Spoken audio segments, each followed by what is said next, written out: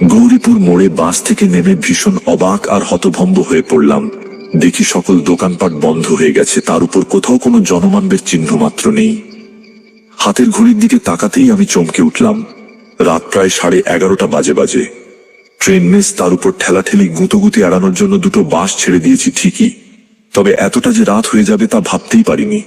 হয়তো অতটা অবাক হতে হতো না যদি দীর্ঘ এ পথটা বাসের মধ্যে আরামে ঘুমিয়ে ঘুমিয়ে না কাটাতাম। তা যাই হোক, গৌরীপুর মোড় থেকে মিনিট 30 সাইকেল জার্নি করলেই 3-4টে ছোট গ্রাম ও একটা বিরাট নির্জন ফাঁকা মাঠ পেরিয়ে আমার গায়ের দেখা মেলে।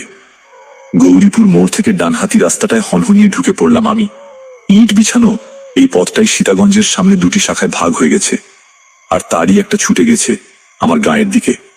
ডানহাতি রাস্তাটা ধরে কিছুটা হাঁটার পর বাঁ পাশে এক ছোট্ট বাড়ির বন্ধ দরজার সামনে দাঁড়িয়ে পড়লাম।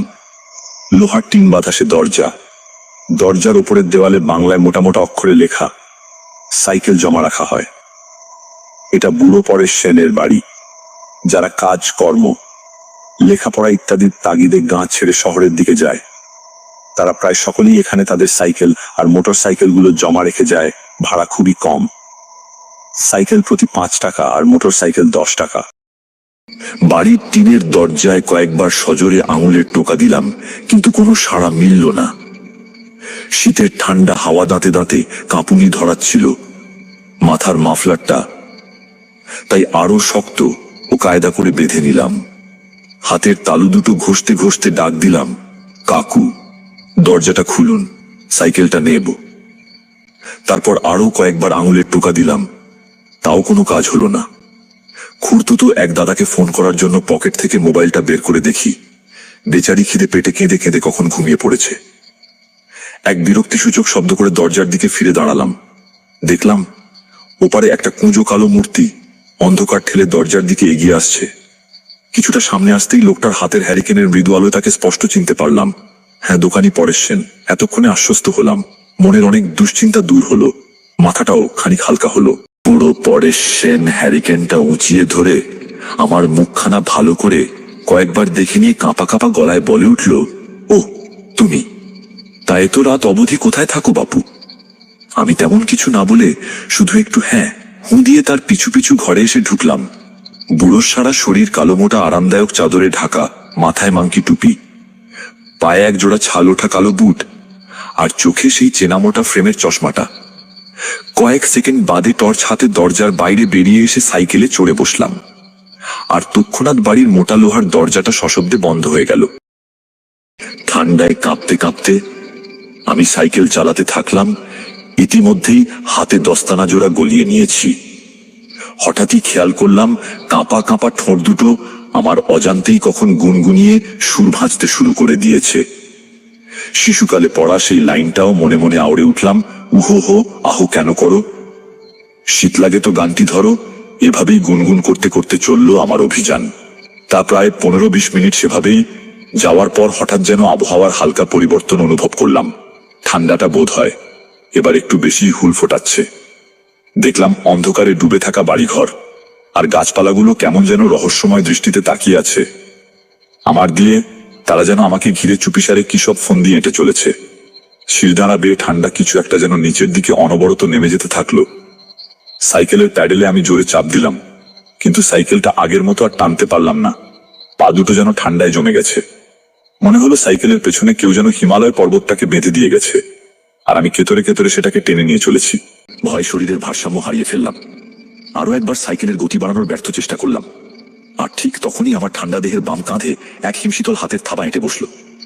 সাথে সাথে আমি বিভৎস এক চিৎকার করে সাইকেল থেকে গড়িয়ে পড়লাম। কাঁধের সেই জায়গাটা এখনো ঠান্ডা হয়ে রয়েছে, তবে থাবাটা যেন সরে গেছে মনে হলো। কয়েক সেকেন্ড বাদে আমি আস্তে আস্তে উঠে দাঁড়ালাম। ঘোর মাতালের মতো পা দুটো কেঁপে চলেছে, আর গলাটা যেন শুকিয়ে কাঠ হয়ে গেল। 2-3 বার ঢোক গিলে টিমটিমে টর্চের আলোয় চারপাশটাকে দেখলাম। তারপর ভয়ার্ত কাঁদো গলায় গলায় চেঁচিয়ে উঠলাম, কে তুমি? কি চাও? গলার আওয়াজ তো দূরের কথা, ছোটখাটো কোনো শব্দ কানে এসে পৌঁছালো না।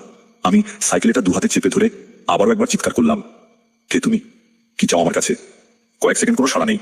তারপর হঠাৎই একসময় অমাবস্যার ঘন কালো অন্ধকার ফুলে ঠিক আমার কানের সামনে অশরীরটা মৃদু ফাঁপা আর ভয়ানক ভাঙা ভাঙা স্বরে বলে উঠল, আমি কে? কি হবে তা জেনে? সাইকেলটা চালাও, দ্রুত চালাও, তোমার কোনো ক্ষতি করবো না, অন্যথায় হে হে হে হে। শব্দের সাথে বেরোনো তার মুখের ঠান্ডা বাতাস আমার এক কান দিয়ে ঢুকে অন্য কান ফুঁড়ে বেরিয়ে গেল, আর বিভৎস এক দুর্গন্ধে সারা গা গুলিয়ে উঠল। আমি মুখ বুজে প্রথমে সাইকেলে চড়ে বসলাম, তারপর প্যাডেল করতে আরম্ভ করলাম। এবারেও সেই একই কাণ্ড, সাইকেল টানতে গিয়েও টানতে পারলাম না, কোন রকম গড়িয়ে চলল যা। হঠাৎই আমার বাম কাঁধে ঠিক সেই জায়গায় আর পেটের ডান দিকে আবারও তীব্র ঠান্ডা থাবার উপস্থিতি অনুভব করলাম। অশরীরীটা আমাকে দুহাতে চেপে ধরেছে। দেহের ওই দুই স্থানের মাংসপেশি যেন জমে বরফ হয়ে গেল। এবার দেখলাম সাইকেলটা সজোরে ছুটছে। বুঝতে পারলাম না কোন দিকে ছুটে চলেছি আমরা। সাইকেলটা থামানোর জন্য সজোরে ব্রেক কষলাম, তবুও থামাতে পারলাম না। গাছপালা ঘরবাড়ি ফুঁড়ে সাইকেল এগিয়ে যেতে থাকলো। একসময় সাইকেলটা তিন মাথা রাস্তার মোড়ে এসে পড়লো। চিনতে পারলাম আমি সেই রাস্তা, এটাই তো সীতাগঞ্জ মোড়। মোড়ের বামহাতি রাস্তাটায় নামলেই আর 10-15 মিনিটের পথ। প্রথমে পড়বে সেই ফাঁকা মাঠ, তারপরই আমার গ্রাম। মনে পড়ল মাঠের মাঝখানের ভৌতিক শ্মশানটার কথা। কত না আজব, কত না ভয়ঙ্কর সব কাণ্ড ছোটবেলা থেকে শুনে এসেছি তাকে ঘিরে। গায়ের লোকেদের বলতে শুনেছি ওই শ্মশানে গভীর অমাবস্যার রাতে নাকি সারা রাত জুড়ে চলে ভূতেদের তাণ্ডব। তারা পথিককে ভুল পথে চালিত করে মজা দেখে, আর তাদের থলির ভেতর থাকা খাবার দাবার, ফলমূল সবই আত্মসাৎ করে ফেলে। ঘণ্টাখানেক আগে অবধি আমি এই সকল রটনাগুলোকে এতটুকুও পাত্তা দিইনি, কিন্তু আজ এই গভীর অমাবস্যার রাতে দাঁড়িয়ে এক বিভৎস নতুন অভিজ্ঞতার শিকার হলাম। ঘটনা রটনা আর বিশ্বাস অবিশ্বাসের মাঝে সুদৃঢ় প্রাচীরটা যেন নিমেষেই এক উন্মত্ত সাগরের ঢেউ এ বরফের মতো গলে গেল। অবশেষে এসে পৌঁছালাম শ্মশানের রাস্তাটায়। বহুদিনের চেনা পথটা আজ যেন অচেনা ঠেকছে। কিছুক্ষণ আগে অবধি চারিদিকটা ছিল ঘন অন্ধকারে ঢাকা, কিন্তু এ পথে পৌঁছে দেখি কোথা থেকে মৃদু মৃদু সব আলো পড়েছে। বড় বড় বট অশ্বত্থ শাওড়া গাছের চূড়াগুলোতে কি বিভৎস গা ছমছমে সে আবহাওয়া। কোনো একদল অশরীরী অতিথির অপেক্ষায় শ্মশানটা যেন সেজেগুজে বসে রয়েছে। সাইকেলের কেরিয়ার জুড়ে বিরাজমান অশরীরীটা তখন আর অতটা ভীতির সঞ্চার করছিল না। তার ঠান্ডা হাতের থাবাটাকেও আমার দেহ মানিয়ে উঠেছিল। মনে মনে ভাবলাম, একবার এই মাঠ পেরোতে পারলে বাঁচি। পেছনের অশরীরীটা কোথায় চলেছে? আমার সাথে সাথেই বাড়ি অবধি যাবে নাকি কে জানে। এই সকল ভাবতে ভাবতেই হঠাৎই এক জোরালো ঠেলা খেয়ে আমি সাইকেল থেকে ছিটকে রাস্তা দিয়ে গড়িয়ে পড়লাম শ্মশানের উল্টো দিকের নিচু মাঠে।